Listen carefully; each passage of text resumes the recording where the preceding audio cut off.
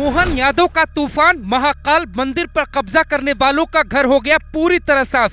250 मकान, 1000 पुलिस, महाकाल की नगरी में सीएम का रौद्र रूप। घर खाली करके भागे लोग। अचानक खुली आंख तो देखा घर हो चुका था तबाह।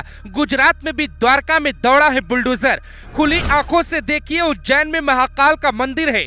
प्राचीन नगरी उज्जैन में मौजूद महाकाल मंदिर भगवान शिव के 12 ज्योतिर्लिंगों में से एक है। 1600 साल पहले महाकाल मंदिर की स्थापना की बात कही जाती है। फिर औरंगजेब ने मंदिर पर हमला किया। अब हिंदुस्तान में मोदी की सरकार है तो मंदिरों के आसपास का कब्जा हटाया जा रहा। उज्जैन मंदिर के आसपास कॉलोनियों को हटाया जा रहा है। उसमें कोई भी रहे इस बात से फर्क नहीं पड़ता। उसी में एक कॉलोनी का नाम है निजामुद्दीन कॉलोनी। ये कॉलोनी अवैध रूप से कई दशक पहले बसाई गई। जिस वक्त कार्रवाई हो रही थी, कलेक्टर खुद वहां मौजूद थे। उनके साथ वहां पे सिंघम आईपीएस, 200 से ज्यादा पुलिसकर्मी, 1 दर्जन से ज्यादा बुलडोजर एक साथ पहुंचे। सबसे पहले सुनिए कैसे बसी निजामुद्दीन कॉलोनी, महाकाल मंदिर के आसपास कैसे कब्जा किया गया और सरकार को सख्ती के साथ सभी घरों को क्यों हटाना पड़ा।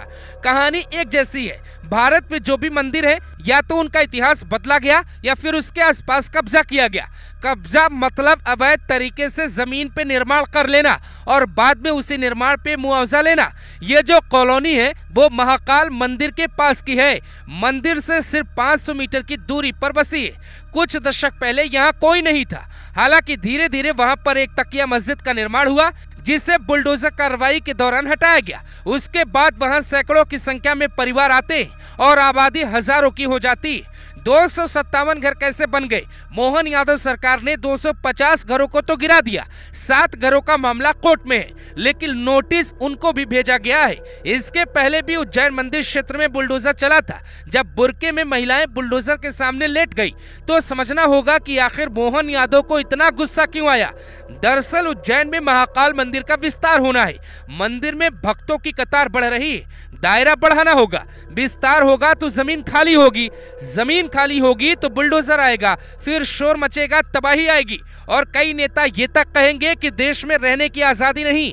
सीएम मोहन यादव का साफ इशारा है कि उज्जैन महाकाल मंदिर के आसपास अगर कोई कब्जाधारी है तो उसे छोड़कर जाना होगा। ये बुलडोजर क्रांति सिर्फ यही नहीं चल रही, बल्कि गुजरात में भी चल रही है। संभल से लेकर वाराणसी तक की तस्वीरें आप देख रहे हैं। बुलडोजर के बाद खुदाई मॉडल की शुरुआत योगी ने कर दी है।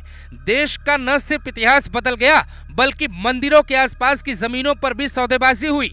जिस मंदिर का इतिहास 1600 साल पुराना हो, आखिर वहां की जमीन पर कब्जा कैसे हो गया? औरंगजेब के शासन में उज्जैन के महाकाल मंदिर के साथ भी ठीक यही हुआ। तब 500 साल तक महाकाल को कुएं में छिपा के रखा गया। हमारी किताबों में पढ़ाया गया औरंगजेब कौन था, ये नहीं बताया गया औरंगजेब ने हिंदुस्तान के इतिहास और मंदिरों के साथ क्या क्या किया। संभल से लेकर उज्जैन तक एक ही इतिहास क्यों मिल रहा है? गुजरात से लेकर महाराष्ट्र तक मंदिरों के आसपास कब्जा कैसे हो गया है? मोहन यादव उज्जैन से ही विधायक है। नरेंद्र मोदी के कहने पे उन्हें मध्य प्रदेश का मुख्यमंत्री बनाया गया है। योगी को बड़ा भाई मानते हैं और उनके ही स्टाइल में वहां पर वो कार्रवाई करवा रहे हैं। तो ये सिलसिला चलता रहेगा। हम रहे या न रहे, देश की धरोहर रहनी चाहिए। इसी मॉडल पे योगी ने चलना शुरू किया। आज देश का हर नेता चल पड़ा है, जिसकी तस्वीरें उज्जैन से भी सामने आ चुकी।